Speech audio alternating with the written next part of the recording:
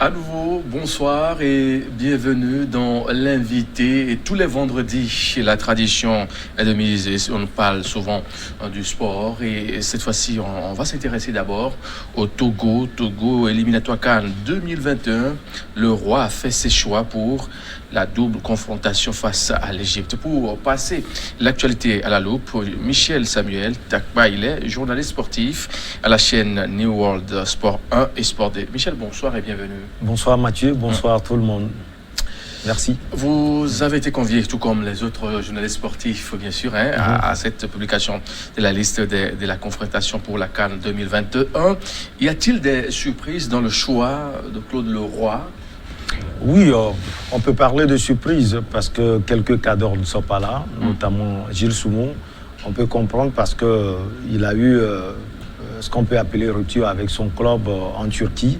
Et donc, il n'est pas forcément en forme. On l'a même annoncé, il est arrivé en France en deuxième division. Et donc, on ne le voit plus. Vous savez que l'équipe nationale, c'est aussi la forme du moment. Donc, il n'a pas été sélectionné. Plaka Fissou en a profité pour pouvoir venir encore une fois en sélection. Lui qui était aussi effacé. Et puis, on peut parler aussi de l'absence de Kevin Denke, celui-là qu'on présentait comme le futur remplaçant d'Emmanuel Adebayor, même s'il ne suit pas forcément la même route d'Adebayor. Oui. Voilà. Bon, c'est ce petit capable de mettre but sur but. Et donc, il y aura forcément un handicap au niveau de l'attaque du Togo. Ce sont les quelques surprises. Okay. Et puis, on peut parler aussi de David Eden. Il était arrivé... Voilà, on le présentait aussi comme celui-là capable de porter l'équipe nationale du Togo, surtout offensivement. Il n'a pas été sélectionné, il n'a pas été dans la liste de Claude Leroy, mais il faut dire que c'est une liste qu'il doit aussi compléter. On attend le regroupement ou bien les matchs, ce tournoi de Jean-Paul Abalo au niveau de l'équipe après au Burkina Faso. Et après, on aura complété parce que pour le moment, c'est un groupe de 17 éléments. On aura encore ajouté au moins 4 éléments. On aura encore ajouté 4 éléments à cette liste de 17 personnes, joueurs. L'équipe de Claude Leroy, comme on le connaît déjà, est-elle vraiment capable de battre les pharaons d'Égypte ici à Lomé ou à Caire en Égypte? C'est relatif. Vous savez que l'équipe a été déjà battue à domicile par l'équipe des insulaires, les îles Comores. C'était une surprise, hein. Mais pas trop aussi une surprise on sait déjà qu'on a déjà eu à affronter les îles Comores. Et l'entraîneur avait dit qu'il a vu les points faibles de l'équipe nationale du Togo. Il savait qu'il a encore un rendez-vous avec le Togo. Et donc, quand il est arrivé, il a créé la surprise en gagnant l'équipe du Togo à domicile au stade de Kégué. Après, l'équipe nationale du Togo qui a été enterrée après ce match par les journalistes, par tout le monde, l'équipe a créé la surprise au Kenya en allant négocier un match nul de 1 but partout. Et donc on se dit que la double confrontation contre les pharaons d'Égypte va être on ne peut plus importante, ou bien ces confrontations vont être importantes parce que le Togo aura déjà à se déplacer sur le Caire après à recevoir l'équipe nationale d'Égypte. On sait que ce n'est pas aussi une équipe en grande forme. On parle de Mo Salah, oui, la figure de proue d'une équipe de Liverpool qui va vite. Et même si cette formation, on va en parler, a connu des difficultés face aux Cortineros de l'Atlético Madrid. Mais c'est une équipe aussi réputée intelligente dans le fond du jeu. Oui, je pense que l'équipe, pour répondre concrètement à votre question, l'équipe nationale du Togo a les atouts pour pouvoir gagner l'équipe des pharaons. Maintenant, il faut oublier sans doute les carences de ce match, ou bien de ces matchs, non seulement contre les îles Comores, mais aussi contre le Kenya, et négocier cette double confrontation face à l'Égypte avec entrain et abnégation. Quelle sera, selon vous, l'équipe type qui peut bien faire cette affaire? Bon, vous savez, je n'aime pas trop répondre à ces questions, mais je vais essayer, puisqu'il revient à l'entraîneur, au sélectionneur. On en a besoin là, on a soif de la victoire. On n'a pas été à la CAN tout récemment. On a vu le Bénin qui est à côté, qui a réalisé des prouesses pas possibles. Mais on doit quand même être là, non? Oui, on doit être là. Et forcément, je pense que Claude Leroy a aujourd'hui un effectif, pas forcément un effectif de grands noms. Quand vous parlez de grands noms, ce sont des joueurs qui sont forcément dans des équipes réputées en première ligue, en ligue française, en série A italienne. On n'en a pas. Mais on a un effectif capable, comme je l'ai déjà dit, de chaîner les pharaons. Maintenant, Claude Leroy peut s'appuyer sur Barcola, le gardien des Gonds de Lyon, qui, depuis le départ de l'ancien gardien des éperviers du Togo, Bassadjeri, est en train de rassurer. C'est vrai qu'on sent qu'il doit progresser, mais il est en train de rassurer sur les lignes. En défense centrale, on aura Djini Diakona, c'est lui là, le fil d'Ariane de cette formation des éperviers aujourd'hui, le capitaine qui joue à Etafé, 3e de la Liga Espagnola, ce n'est pas donné à n'importe qui, il joue d'ailleurs les grands rôles. Et puis on aura aussi Urosama Akin du LOSC, il revient d'un prêt au Portugal. Et, à gauche, on peut avoir Olufade, James Olufade. À droite, on peut avoir Bodé, lui aussi, forcément, il doit être complété. Il fait partie. Il peut faire bien l'affaire? Oui, vous savez, au niveau du côté droit, ça cause des problèmes, soit Bodé ou un autre joueur. Hein. On en voit quelquefois Flo d'Haïti ou Lawson là-bas. C'est le péché mignon de l'équipe. Oui, on a toujours vu ça. Hein. Oui, comme vous l'avez dit, c'est le péché mignon de l'équipe nationale du Togo.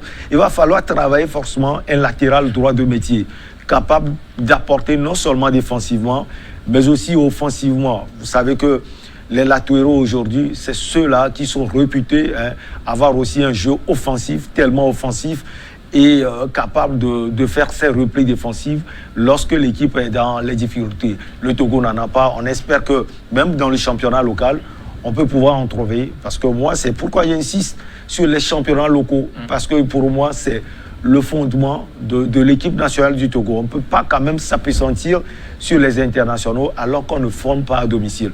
Maintenant, pour compléter la liste, on aura peut-être Franco Achou, on a d'autres, il y a Elas Bebou. C'est des joueurs qu'on ne connaît pas vraiment bien dans la sphère footballistique au Togo. Hein. Oui. Quand on n'entend pas certains noms, on se dit, mais il vient n'a pas... Oui, c'est d'ailleurs pourquoi j'ai ici sur le championnat local. On a l'impression que les joueurs togolais, vous savez, quand ils commencent par jouer, ils vont dans le vieux continent et ils ne jouent pas forcément les grands rôles dans les championnats réputés. On les fait venir. Le Togo a la tradition là d'aller chercher les joueurs en Europe et de les faire venir. Alors qu'au Togo, dans le championnat, si on investit véritablement dans cela, s'il y a du niveau, vous pouvez connaître ces joueurs et on peut tirer le meilleur profit de ces joueurs. Donc il y a Franco Achou avec l'équipe nationale. Il aligne quelquefois des performances qu'on peut louer. Il y a aussi Elas Bebou. Je pense que lui, les gens le connaissent parce que Neo TV a l'habitude de repasser. Voilà. Elas Bebou, il joue en Bundesliga et Offenheim. Donc, lui, on peut forcément le connaître. Il y a Dosevi Mathieu également, qui est à Toulouse. Hein. Mais même si le club ira forcément en deuxième division, la première division française, ce n'est pas la grande forme. Et devant, Plaka Fessou, je l'ai dit tout à l'heure, qui va revenir en force avec son club en Belgique. Il est un serial buteur, même si c'est la deuxième division. Et puis là-bas, Fodo, lui en Arabie Saoudite, il prend but sur but. Déjà en Tunisie, il a montré de bonnes choses. Maintenant, il fait de bonnes choses également en Arabie Saoudite. Il est seul dans l'attaque? Il sera sans doute avec Plaka Fessou. Plaka, lui, il va être plus au niveau du côté gauche. Puis, Mathieu Dosevi, lui, son poste réputé, c'est le côté droit. Il va chaque fois accompagner là-bas Fodo dans les actions offensives. Et quand on voit un peu la position des éperviers, peut-on avoir une raison de croire à une qualification pour cette CAN en 2021? Je pense qu'on peut être optimiste. Hein. On peut être optimiste. Bon, vous savez, l'Égypte même n'a pas eu la tâche facile face aux Comores. C'est vrai que les Comores, si je ne me trompe pas, sont en tête actuellement, suivis du Kenya ou de l'Égypte. Mais si le Togo arrive à bien négocier cette double confrontation contre l'Égypte, pour moi, il faut négocier déjà un match nul au Caire, c'est important. Maintenant, de là, si une victoire vient, ce serait une bonne chose. Et ne plus faire d'erreur à domicile au stade de Kégué. Parce que c'est très important. C'est ce qu'il y a véritablement... On ne veut pas d'échec, hein. On ne veut pas qu'on nous gagne au stade de Kégué. Hein. Oui, c'est ce qu'on a eu. Le stade rénové, flambant neuf. On veut continuer de victoire en victoire. Et ça va venir, hein, parce que Claude Leroy et sa bande ont véritablement appris de la banqueroute de la première journée où, comme je l'ai dit, les insulaires sont venus nous chicoter à domicile ou bien chicoter l'équipe nationale. Bon, ça a été un échec cuisant. Maintenant, Froide, le match livré déjà en déplacement face au Kenya peut faire croire à l'équipe nationale du Togo que l'espoir est permis. Que l'espoir est permis. Donc, dans l'ensemble, ce qu'on a à retenir, on peut avoir un grand espoir d'être qualifié pour la CAN 2021. Et ça passe par cette double confrontation. Il faut les négocier, surtout avec entrain. Peut-être un match nul là-bas et venir gagner ici. C'est l'idéal, un match nul là-bas. Maintenant, quelquefois, quand vous négociez des matchs nuls, une victoire peut passer par là. Une victoire, c'est à prendre avec applaudissement. Un match nul, pour moi, c'est une sacrée performance de l'équipe nationale du Togo et à Kégué avoir les 3 points. On va parler de Covid-19, coronavirus, les principaux championnats à l'arrêt. Quand on parle de Covid-19, ça vous dit quelque chose? Oui, beaucoup de choses. C'est l'épidémie qui passe de ce stade d'épidémie à pandémie. Voilà, pandémie aujourd'hui, qui a eu sa source, si on peut le dire, en Chine. Malheureusement, qui s'est éparpillé, si on peut le dire ainsi, dans le monde entier. Au prime abord, c'était la Chine et puis les autres pays de la Chine. Il y a la Corée du Sud où les championnats sont annulés là-bas, non seulement en football, mais aussi au niveau des autres compétitions. Il y a l'Inde, les autres pays qui entourent la Chine également, l'Indonésie, l'Australie et puis le vieux continent, l'Europe et surtout l'Italie. Déjà, on a vu avec le nord de l'Italie, les championnats, les journées ne sont plus régulières, hein, il faut le souligner. Surtout les matchs qui sont joués au nord de l'Italie sont reportés parce que c'était le berceau, là-bas dans le vieux continent, le nord de l'Italie. Les matchs de la Vecchia Signora, la Juventus de Turin, l'Inter de Milan et autres sont carrément annulés. Et maintenant, le championnat pour le moment est suspendu en Italie, où certains matchs même étaient joués en huis clos, donc carrément suspendu, même en Suisse. En Angleterre, on en parle, même si je n'ai pas encore vérifié, c'est pas tellement officiel. En Bundesliga, en Allemagne également.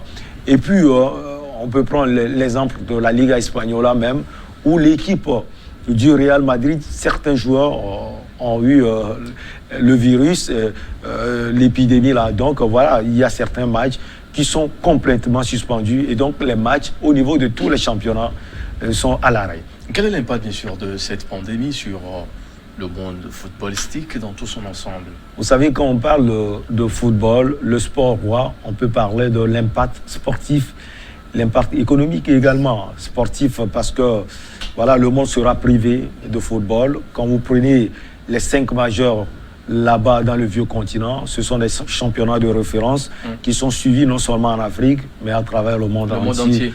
Voilà, les gens sont tellement accrochés au football, comme je l'ai dit, le sport roi. Et donc, ce public sportif ou footballistique sera sevré de ces championnats. Et donc, c'est un impact sans doute sportif. Et puis, le public, là-bas dans le vieux continent aussi, qui a eu à acheter des tickets. Vous savez que certains tickets sont vendus des mois plus tôt pour pouvoir acheter. Et puis, des paris sportifs. Hein. Et donc, ce public sera sevré de ces matchs.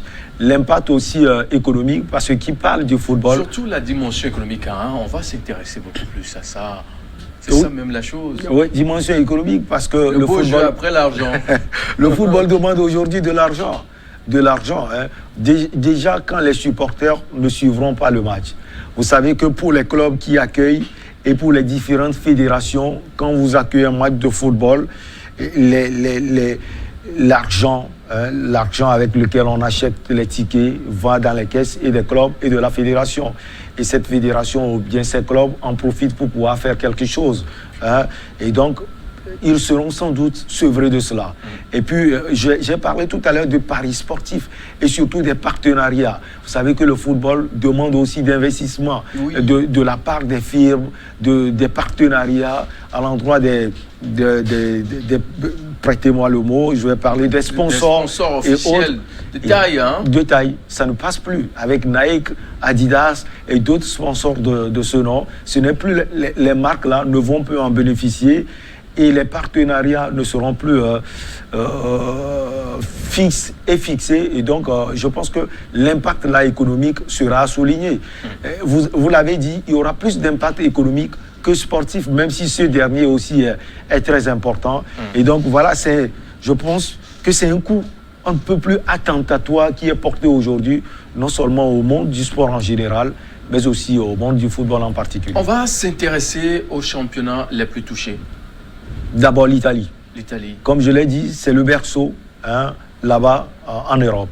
L'Italie est touchée depuis quelques semaines. On fait une émission ici, Extra Time, et depuis quelques temps, on n'arrive plus à passer certains matchs de la série A italienne. Donc l'Italie est touchée premièrement.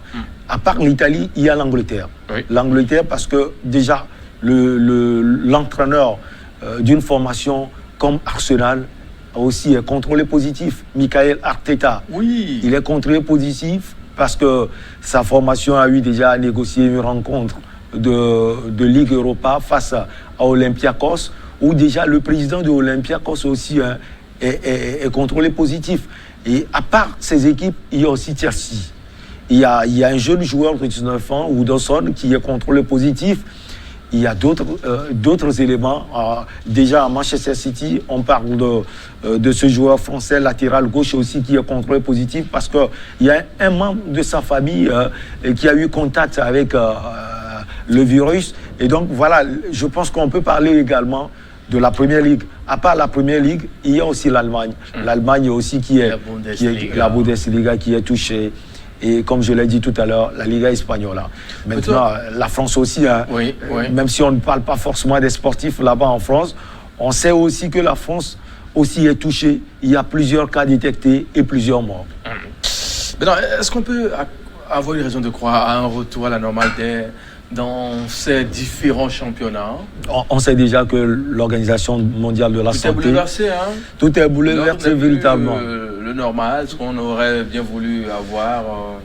On est en train de penser même à la Ligue européenne des champions, à jouer une compétition regroupée sous forme de championnat dans un pays qui sera choisi, et non ces matchs aller-retour.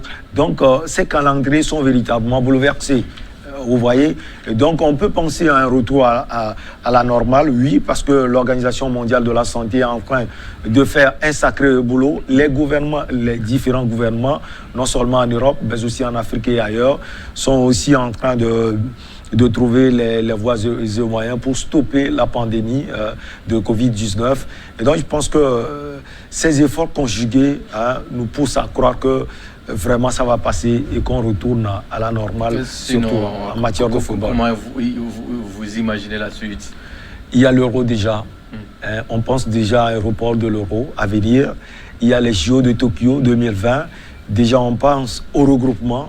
Il n'y aura pas de regroupement parce que vous savez que les JO aussi, quand il y a victoire d'une formation dans un domaine, pas seulement en football, en handball, en basketball et autres, après il y a des regroupements pour fêter la victoire. On est en train de penser à interdire cela.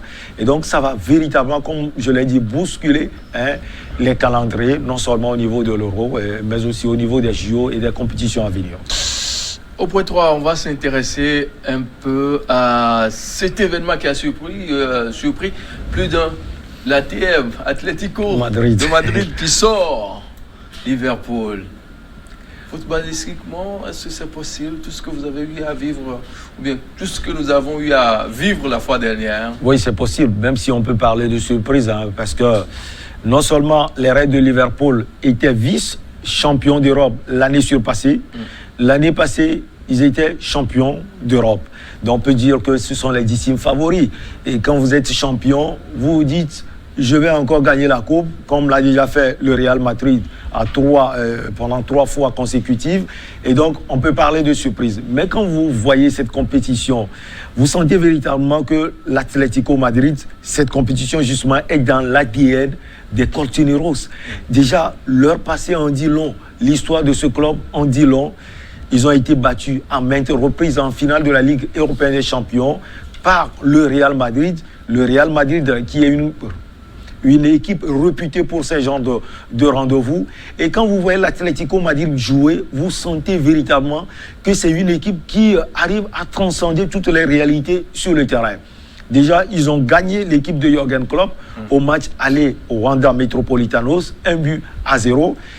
Pour moi, c'est une sacrée performance parce que Liverpool sait voyager. Liverpool a les éléments nécessaires pour aller battre cette formation à domicile. Mais les Colchoneros sont arrivés à le faire. Maintenant, la réception de Liverpool à Anfield surtout, c'est un stade mythique, hein, où les cris, où on chante même si on est mené. Donc on peut se dire Liverpool a la faveur des pronostics pour pouvoir mettre le premier but, voire un deuxième. Et c'est ce qu'ils sont arrivés à faire. Ils ont mis un premier but après le temps réglementaire et comme ils ont été menés à Madrid, il a fallu la prolongation. C'est cette prolongation qui a été fatale pour eux. D'abord, les Reds de Liverpool ont mis un second but. Et pour eux, à les voir vendanger les occasions, ils pensent qu'ils étaient à l'abri. Mais c'est sans compter sur les matelassiers qui sont arrivés à réduire le score. Et déjà, ils sont qualifiés parce qu'ils ont déjà gagné la manche aller 1-0. Ils ont tout fait pour planter un second but. 2 buts partout. Et là, c'est un coup porté à Anfield et au Red de Liverpool. Et puis un troisième but par le trichement de Alvaro Morata. Voilà, c'est l'un des atouts des matelassiers. Lui, il s'est marqué. Et la défense de Liverpool aussi a véritablement pêché. C'est d'ailleurs toute l'équipe. Parce que devant même, on a vu que le trio Firmino, Mo Salah, Mané, l'Africain, ça n'a pas forcément marché. Ça n'a pas vraiment marché. Parce que tout le monde a des velléités offensives. On veut marquer l'histoire. Alors que pour pouvoir marquer l'histoire, on doit être collectif. Alors, l'avenir de ces deux équipes. Je pense que c'est clair que l'Atlético Madrid va continuer la compétition. Maintenant, les Reds de Liverpool vont se concentrer sur le championnat qui peut-être est suspendu. On verra véritablement. Merci beaucoup, Michel Samuel Takpa. C'est moi. Je vous remercie que vous êtes un collègue, confrère du groupe de télé New World. Ouais. Mesdames et messieurs, il est sportif à la chaîne New World Sport 1. Les sports des Estratem, c'est quand? C'est dimanche. Oui. À partir de 22h, on fait l'analyse de tous les matchs des 5 majeurs. Monsieur, restez câblés. À très vite, toujours avec le même plaisir.